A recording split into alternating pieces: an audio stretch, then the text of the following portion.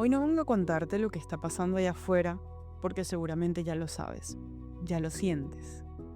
Lo que vengo es a hablarte de lo que pasa aquí adentro, en el cuerpo, en la mente, en el alma, cuando lo de afuera pesa tanto que cuesta respirar.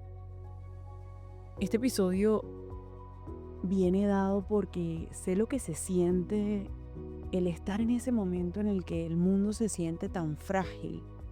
En Venezuela lo vivimos tantas veces que uno empieza a identificar ese patrón, ese aire denso, esa falsa calma, ese duelo colectivo que no tiene nombre, pero que se siente como una nube gris que no se va.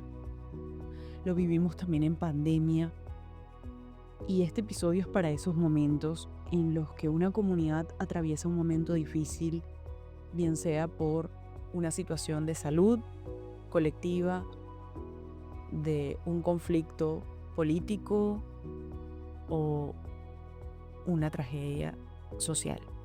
Este episodio es un abrazo y también una pequeña guía porque aunque ese dolor que se siente es real, no tenemos por qué vivirlo en soledad. Yo soy Eva Herbert, pasa adelante, siéntate cómoda y espero que puedas conectar con este nuevo episodio de Más Auténtica Podcast.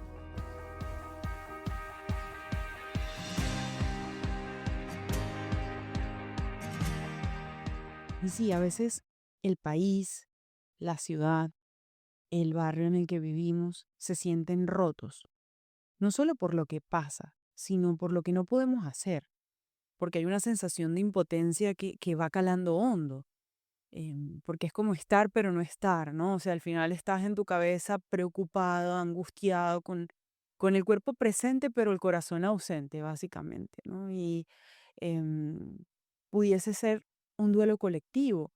Y sí, es real que esto pase. De hecho, la psicóloga Pauline Boss habla de pérdidas ambiguas, ¿no? Que son esas que no se pueden nombrar fácil. Tú no le puedes poner un nombre porque perdiste, bueno, la seguridad, perdiste la confianza o perdiste la rutina. Y eso también se llora. Y yo quería dedicar un episodio para este tema acá porque siento que ha pasado tantas veces en, en mi país de origen y cada cierto tiempo pasa de alguna forma u otra en una comunidad que me toca y creo que el hecho de que esté acá pues va a ayudar a ser un recurso útil para esos momentos, porque si algo me ha enseñado mi carrera como psicóloga y estos años de experiencia es que me puedo preguntar cómo ser útil, qué puedo hacer para estar ahí sin necesariamente estar físicamente, ¿no? Porque no siempre puedo. Entonces, ¿qué hacer cuando todo pesa? Y yo creo que siempre lo primero es validar las emociones. Em, es algo que este podcast lo ha sostenido y lo sostendrá a lo largo del tiempo, el validar lo que estemos sintiendo sin importar lo que esté pasando. Y yo creo que ese validar lo que estemos sintiendo es vital, porque muchas veces pensamos como, pero si a mí no me está pasando, ¿por qué me siento así? O mira a mi mamá cómo está reaccionando. Pero si ella no lo está viviendo, eso está pasando a kilómetros de su casa o no hay ningún familiar afectado.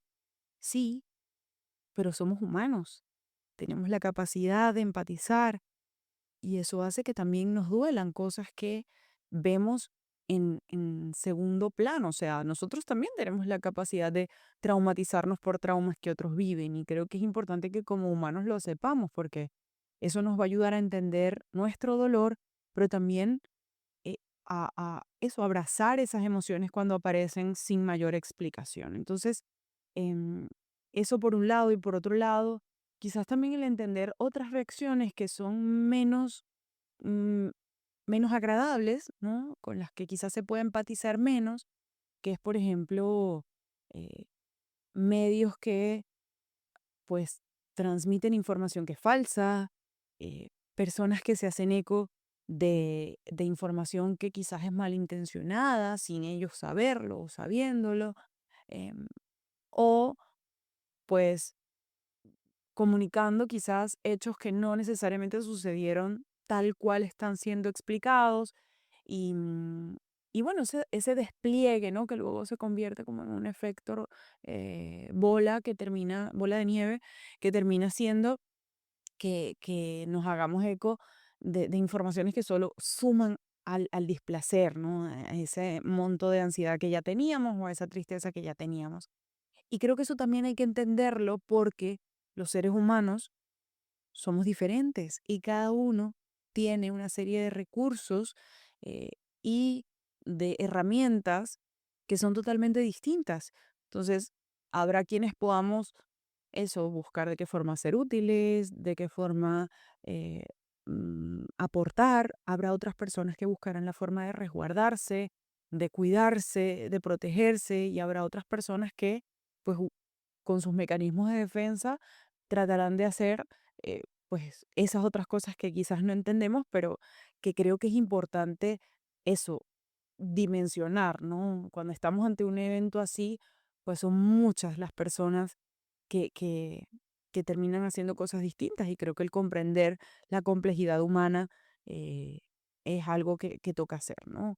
Cada uno juega un rol y nos toca ver qué está bajo nuestro control y qué no está bajo nuestro control.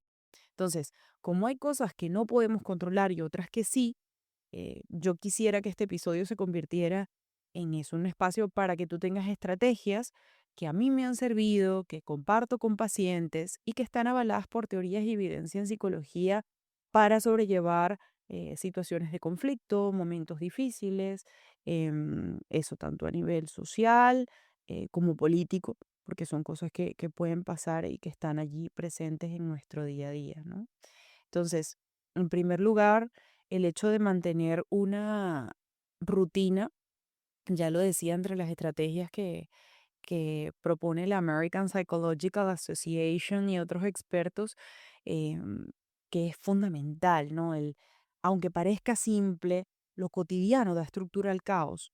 O sea, el hecho de tener un horario regular te va a ayudar a proporcionar una sensación de normalidad, de control. Entonces, levántate, báñate, come a tus horas, sigue cumpliendo con esa labor que desempeñas en la medida de lo posible, obviamente, em, porque tu cuerpo también necesita ese orden. El mantener esos hábitos saludables de sueño, de alimentación y de ejercicio, si está en tus posibilidades, eh, pues va a ayudar a que la gestión emocional también sea mucho más sencilla. No es lo mismo estar gestionando una tristeza profunda o una ira si yo no he dormido o si yo no he dormido suficiente. Entonces, cuidar esa base es importante. En segundo lugar, y yo diría que esta es la primera, pero bueno, vamos a dejarla en segundo lugar, es limitar la exposición a las noticias. Si bien es importante estar informado, hay una línea muy delgada entre estar informado y estar sobresaturado. La exposición constante a noticias negativas puede aumentar nuestra ansiedad. Entonces es importante elegir fuentes confiables y establecerte horarios específicos si tú quieres estar informado. Bueno, mira, 10 minutos en la noche para revisar las noticias. Em, o me cierro Instagram, pero solamente entro directamente a la página web de este diario, periódico, radio que yo considero confiable. O sea, poder decidir qué información ves y qué información no ves. Si las personas a las que tú sigues en este momento no están transmitiendo una información que para ti sea prudente o que para ti sea importante, pues entonces tú vas a tratar de, oye, silenciar, bloquear, mutear. Es posible, puedes hacerlo, está permitido, es válido, claro que puedes. Eh, Te doy permiso para que lo hagas, porque, bueno, es fundamental que tengas esa, esa información pero limitada. Y si no consideras importante tenerla, también es válido, ¿ok? Hay personas que no necesitan tener las noticias al día a día que están pasando porque al final te vas a enterar. Cuando algo está pasando en el país en el que estás o en la comunidad en la que te encuentras, te vas a enterar.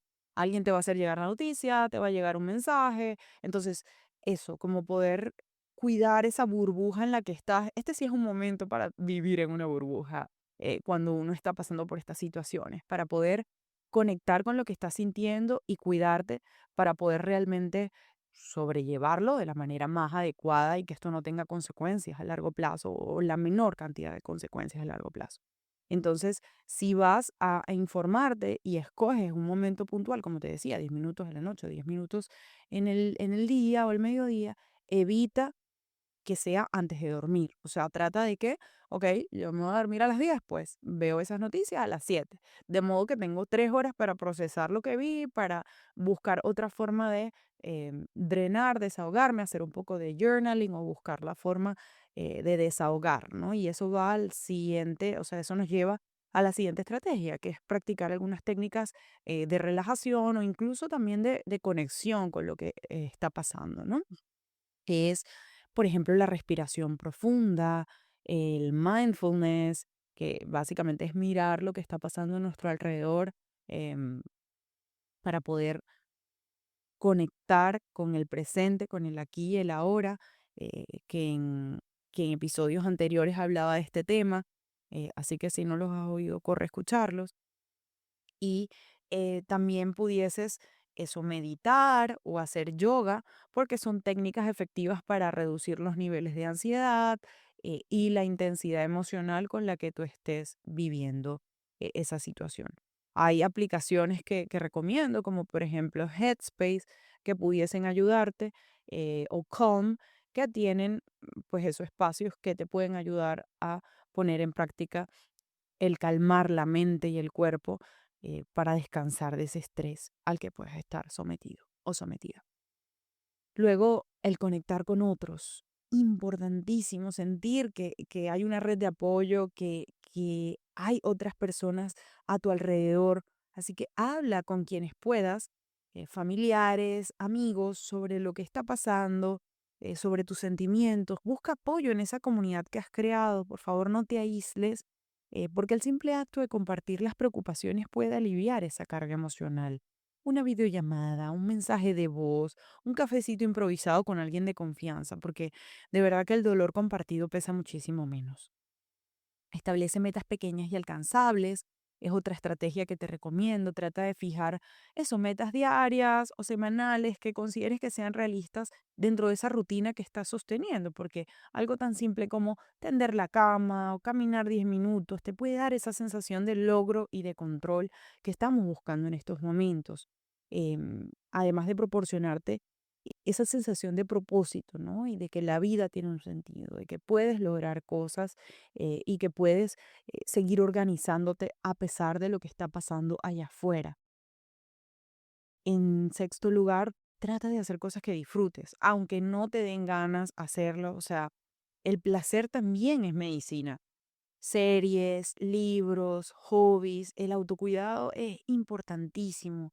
Actividades que te proporcionen alegría, relajación, porque eso te puede ayudar a distraerte en cierta medida, que creo que también es sano en estos momentos, y así aliviar el estrés de lo que está pasando. Si en una conversación que empezó llorando terminas riéndote, no te sientas culpable por reírte. Y si sientes culpa, valida la emoción, pero dale espacio también a la risa. Todas las emociones pueden convivir y todas son importantes. Cuida de tu cuerpo, trata de comer, de hidratarte, de dormir y aunque parezca obvio, en los momentos de crisis a uno se le olvida que esto es importante, porque es que un cuerpo saludable te va a ayudar a manejar mejor el estrés, a estar más dispuesta o más dispuesto eso, a sobrellevar lo que esté pasando. Si es posible para ti, involúcrate en tu comunidad, participa en pues las actividades comunitarias que consideres que pueden ser útiles o en el voluntariado, porque todo eso te puede proporcionar una sensación de pertenencia, de propósito. Si conoces a personas que están sufriendo una situación en particular y sabes qué pueden estar necesitando o preguntarles, oye, ¿cómo puedo apoyarte en este momento? ¿Qué necesitas que pueda hacer? Muchas veces y me he dado cuenta que en la época de redes sociales la gente cree que compartir una información es una forma de ayudar. Y yo creo que antes de pensar que estás ayudando de esa forma, em, es importante eso, chequear lo que hablábamos al principio, chequear si esa noticia es veraz, si es real lo que estás compartiendo y si además realmente eso puede estar siendo una necesidad para alguien más, ¿no? Nos toca cuestionarnos, nunca nunca escapemos de la posibilidad de reflexionar y ver si lo que estamos haciendo realmente puede apoyar o aportar, porque pues al principio todo es noticia, pero realmente esto puede ser útil para alguien más y pues al final las emociones van a venir en oleadas, y es totalmente válido. em, Todo se puede sentir como caos, eh, pues duelen las pérdidas que hayan, a veces directas, a veces simbólicas, y pues creo que en este proceso es importante tener paciencia e ir un día a la vez.